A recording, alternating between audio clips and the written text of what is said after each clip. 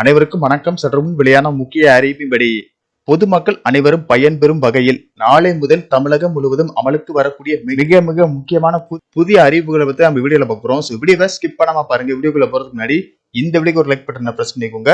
இப்பதான் நம்ம சேனலுக்கு ஃபர்ஸ்ட் டைம் வரீங்கன்னா சப்ஸ்கிரைப் பட்டனை பிரஸ் பண்ணிக்கோங்க. கூடவே பெல் ஐகான் பட்டனையும் பிரஸ் பண்ணிக்கோங்க. வாங்க வீடியோக்குள்ள போகலாம். முதலாவது அறிவிப்பு என்னன்னு பாத்தீங்கன்னா, தேசிய நெடுஞ்சாலையில் பயணிக்கும் பொதுமக்கள் மற்றும் வாகன ஓட்டிகள் பயன்பெறும் வகையிலும் சுங்கச்சாவடிகளில் கூட்ட நெரிசலை தடுக்கும் வகையிலும் பல்வேறு நடவடிக்கைகள் எடுக்கப்பட்டு வருகிறது. இந்த நிலையில் ஆண்டுக்கு ஒரே ஒரு முறை மொத்தமாக சுங்கச்சாவடி கட்டணம் செலுத்தும் புதிய திட்டத்தை அறிமுகம் செய்ய உள்ளதாக மத்திய நெடுஞ்சாலை மற்றும் போக்குவரத்து துறை அமைச்சர் நிதின் கட்கரி தெரிவித்துள்ளார். அதன்படி இனி ஆண்டுக்கு ரூபாய் 3000 சுங்க கட்டணமாக செலுத்திவிட்டு நாட்டில் உள்ள அனைத்து சுங்க சாவடிகளிலும் கட்டணமின்றி சென்று வரலாம் என்று தெரிவிக்கப்பட்டுள்ளது. அடுத்த அறிவிப்பாக தைப்பூசம் நாளில் தமிழ்நாட்டில் உள்ள அனைத்து பத்திரப்பதிவு அலுவலகங்களும் செயல்படும் என அறிவிப்பு வெளியாகியுள்ளது. இது தொடர்பாக தமிழ்நாடு அரசு சார்பாக வெளியிட்டுள்ள அறிவிப்பில், மங்களகரமான நாட்களில் அசையா சொத்து சம்பந்தமான ஆவண பதிவுகளை மேற்கொள்ள பொதுமக்கள் விரும்புகின்றனர்.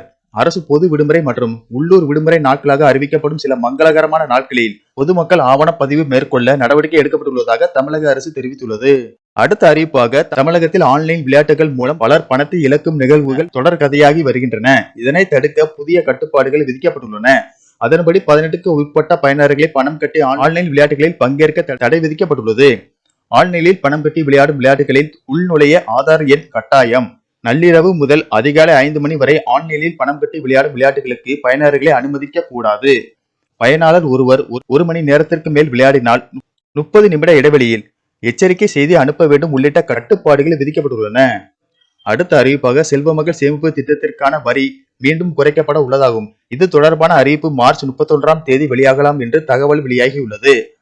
ரெப்போ வட்டி விகிதத்தை 0.25 புள்ளிகள், அதாவது 6.5% இருந்து 6.25% குறைந்து ரிசர்வ் வங்கி அறிவிப்பு வெளியிட்டது.